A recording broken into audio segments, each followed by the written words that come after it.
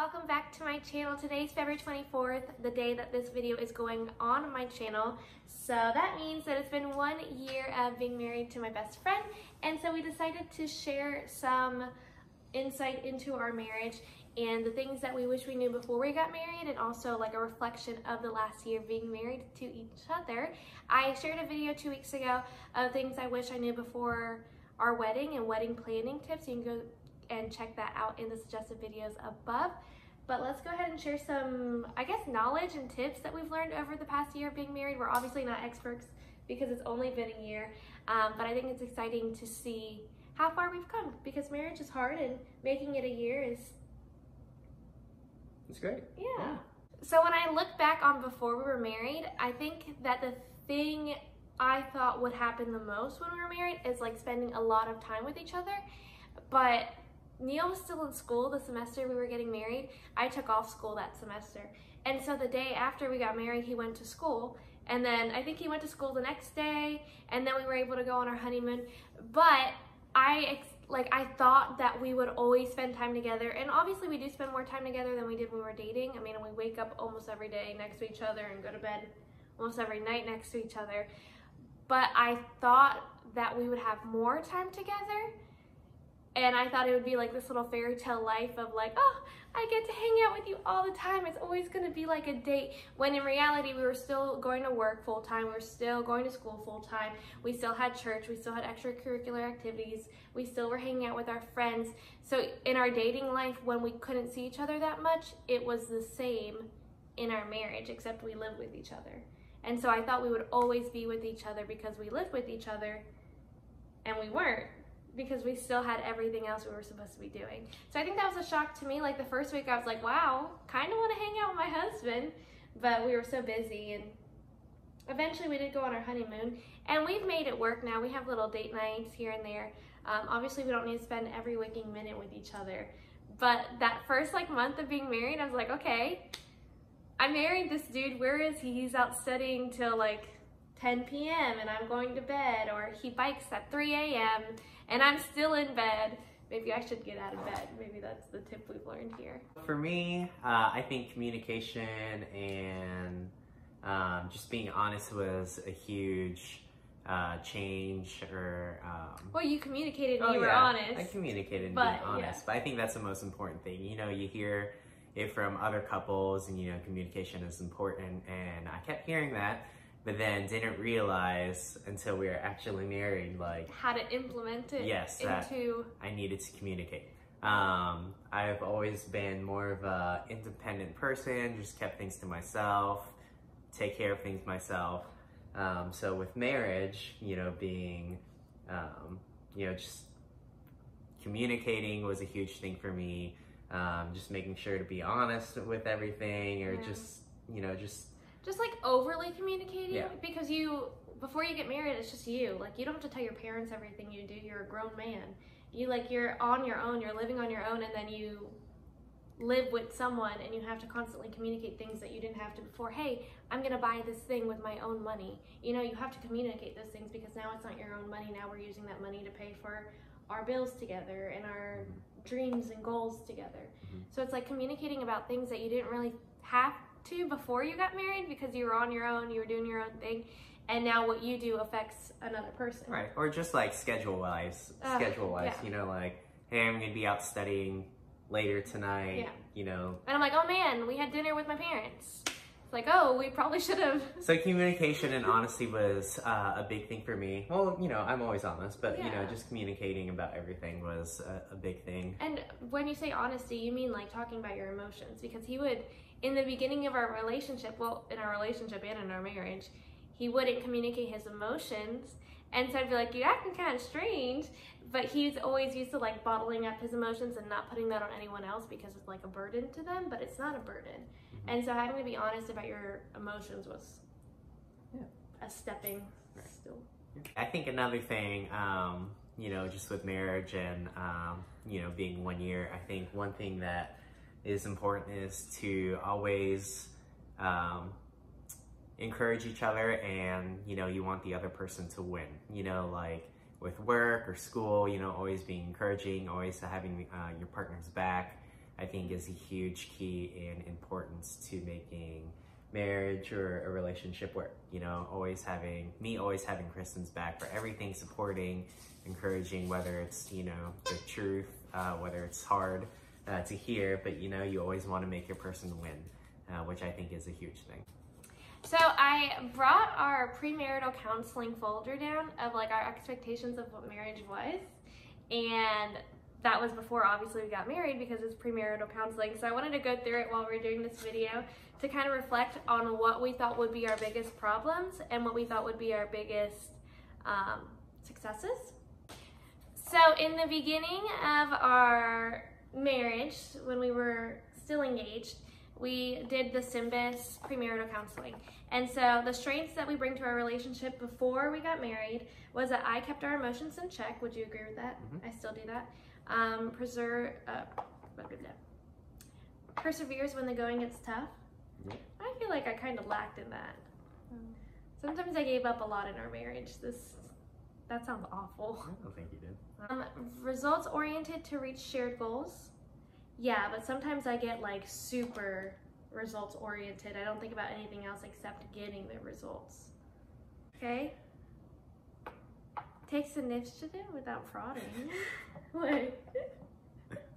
What? Nothing.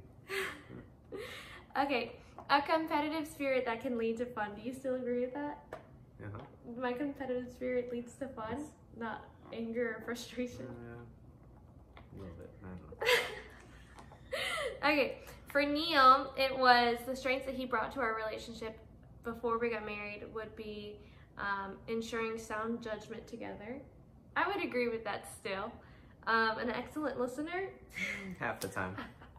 Sometimes. But you're good when you're actually listening. Consistent and dependable character. Yes, I would still agree with that. Careful and informed decision maker. Yes, I'd still agree with that. And then anchors a relationship in reality. Yeah, but sometimes that's a Debbie Downer. Like, I'm sitting there trying to think of like amazing things and he anchors it into reality. I'm like, well, wow, our reality right now is keeping things honest. Kind of sad. Communication and keeping things honest. Oh gosh.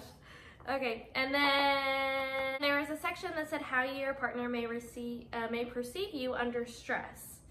So I could possibly perceive you under stress as inflexible, unconcerned, and non-demonstrative. I would agree with that. I would agree with that. Yeah, but I feel like you come off that way. Okay. No?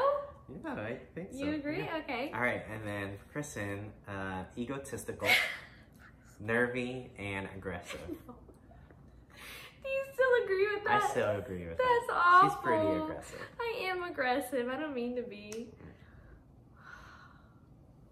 Like we were saying earlier, the biggest like weaknesses we thought going into our marriage and like the things that we needed to work on most, what our premarital counseling told us would be, mine was communication, schedules, money, relatives, and chores. Mm-hmm. And yours were? Communication, money, chores, friends, and schedules. So pretty similar, just in different areas. I think that your first year of marriage is trying to just learn more about the person you just married and also mending your life and their life together. So the communication is important, like we were talking about earlier, and scheduling, but also your relatives and your friends. How are you going to combine that time? There's only 24 hours in a day and you're already working, you're already going to school. How are you going to hang out with his friends and hang out with your friends and hang out with your family and hang out with his family? I think those like family and friends things at first stressed us out. We just didn't hang out with anyone. We would just like lock ourselves up in our house. But I think we're finally getting a good momentum of trying. Mm-hmm. Yeah, I think it's important to, have a designated date night.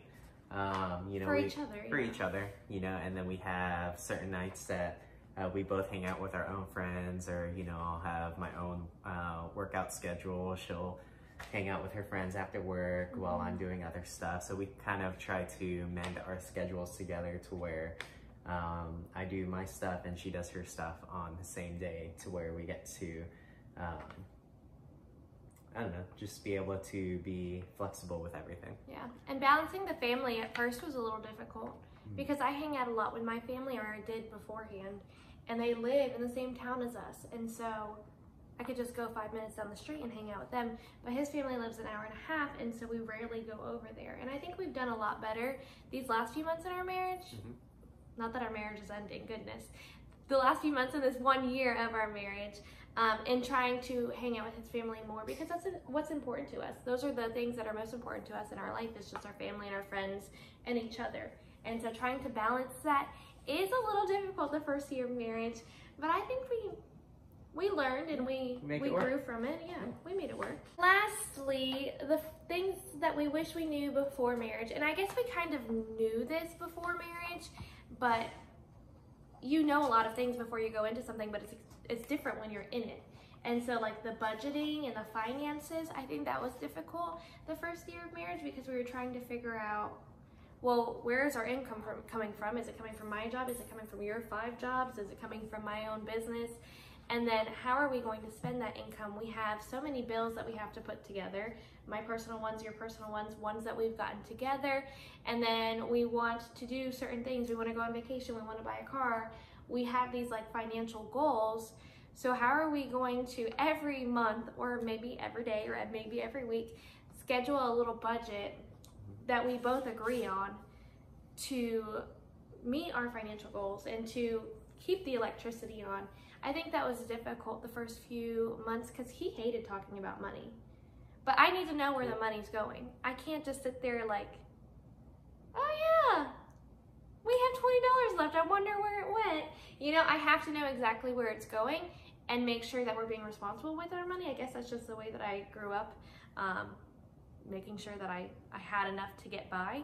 And so that was one of our biggest challenges in our first year of marriage, is trying to figure out how are we going to do our budget, how are we going to pay for our bills, and what are the goals that are top priority in our relationship and in our marriage that we want to go for first and save up first.